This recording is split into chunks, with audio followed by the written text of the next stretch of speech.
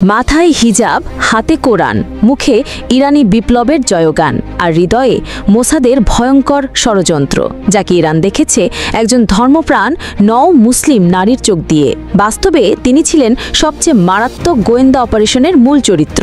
নাম Catherine Pérez শকদাম, একজন British ফরাসি বংশোদ্ভূত নারী, যিনি ছদ্মবেশে পরিণত হয়েছিলেন ইরানের রাষ্ট্রীয় নিরাপত্তার এক ভয়াবহ দুঃস্বপ্নে। ক্যাথেরিন নিজেকে পরিচয় দিয়েছিলেন একজন শিয়া মতাদর্শের বিশ্বাসী মুসলিম হিসেবে। তার লেখনীতে ছিল ইরানি বিপ্লব, ইসলাম ও সর্বোচ্চ নেতা আয়াতুল্লাহ আলী খামেনির উচ্ছ্বসিত প্রশংসা।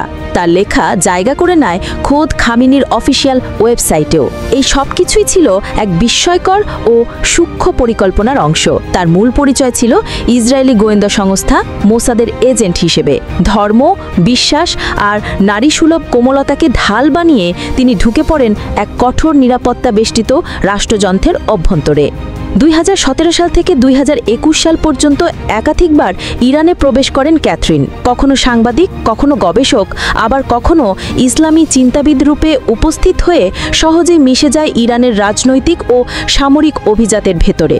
এমনকি তৎকালীন প্রেসিডেন্ট ইব্রাহিম রাইসির সঙ্গেও তার সাক্ষাৎ ঘটে, যা ছিল এক বিরল সৌভাগ্য অথচ ভয়াবহ বিপদের আগাম বার্তা। তার চলাফেরা, ভাবভঙ্গি ও ভাষায় এতটাই নিখুঁত ছিল যে কেউ বুঝতেই পারেনি এই নারীর চোখে লুকিয়ে আছে মোসাদের ক্যামেরা। ক্যাথেরিনের সবচেয়ে বিপজ্জনক কাজ শুরু হয় 2018 সাল থেকে। তিনি বন্ধুত্ব গড়ে তোলেন ইরানের সামরিক ও রাজনৈতিক নেতাদের স্ত্রীর সঙ্গে।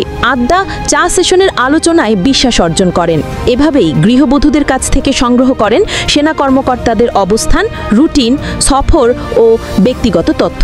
এসব কথা অডিও রেকর্ড করতেন তিনি, যা সরাসরি পৌঁছে যেত মোসাদের প্রধান কার্যালয়ে। এরপর থেকে একে একে ঘটে টার্গেট কিলিং, যেখানে মোসাদ নিখুঁতভাবে হানা দেয় শত্রুদের ওপর। এই নারীর দেওয়া তথ্যই রক্তাক্ত করে ইরানের রাস্তাঘাট। এই ঘটনার প্রমাণ হলো শুধু অস্ত্র বা প্রযুক্তি নয়, বিশ্বাসও হতে পারে ধ্বংসের অস্ত্র। একজন নারী যার পরিচয় ছিল ইসলাম, যার মুখে ছিল বিপ্লবের বুলি, তিনিই হলে উঠলেন ইরানের নিরাপত্তা ব্যবস্থার সবচেয়ে বড় ফাঁকির প্রতিচ্ছবি। ইরানের গোয়েন্দা বিভাগ এখন তদন্ত করছে কিভাবে ক্যাথেরিন এতটা ভেতরে প্রবেশ করতে পেরেছিলেন এবং আরও কতজন তার মতো ছদ্মবেশী আছে তাদের চারপাশে।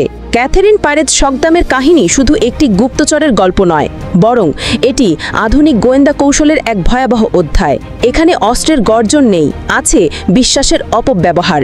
একজন নারী যেভাবে সরলতা ও ধর্মীয় ভাবমূর্তিকে ব্যবহার করে এক রাষ্ট্রের নিরাপত্তা কাঠামোকে কাঁপিয়ে দিতে পারে, তা ভবিষ্যতে যুদ্ধ কৌশলেরও ইঙ্গিত দেয়। ইরান বিশ্বের অন্যতম নিরাপত্তা কঠোর রাষ্ট্রগুলোর একটি বলে পরিচিত হলেও সাম্প্রতিক বছরগুলোতেও দেশটির নিরাপত্তা ব্যবস্থায় একাধিকবার বড় ধরনের ছিদ্র ধরা পড়েছে। 2020 সালে ইরানের শীর্ষ পরমাণু বিজ্ঞানী মোহসিন ফাখরিজাদেহের হত্যাকাণ্ড, 2022 সালে খুমেনি পরিবারের একজন সদস্যের ফোন হ্যাক, এসব ইঙ্গিত দেয় যে বহির্বিশ্ব থেকে আসা চরদের থামানোর ক্ষেত্রে ইরানের গোয়েন্দা বিভাগ যথেষ্ট কার্যকর নয়।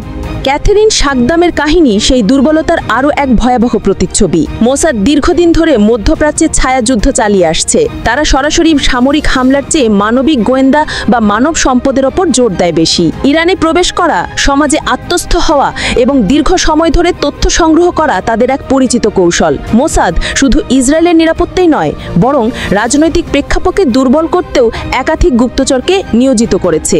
নারী চরদের ব্যবহার সেই কৌশলেরই এক পরিশীলিত সংস্করণ, যা মূলত ধর্মীয় আচরণে মোড়ানো এক নির্মম বাস্তবতা। আজকের বিশ্বে কেউ মুসলিম বা ধর্মভিত্তিক চিন্তাবিদ হওয়ার দাবি করলেও তা যাচাই করে দেখা প্রায় অসম্ভব। সোশ্যাল মিডিয়া, ব্লগ, ইউটিউব ও ইসলামিক ওয়েবসাইটে নিজের ভাবমূর্তি তৈরি করা এখন খুব সহজ।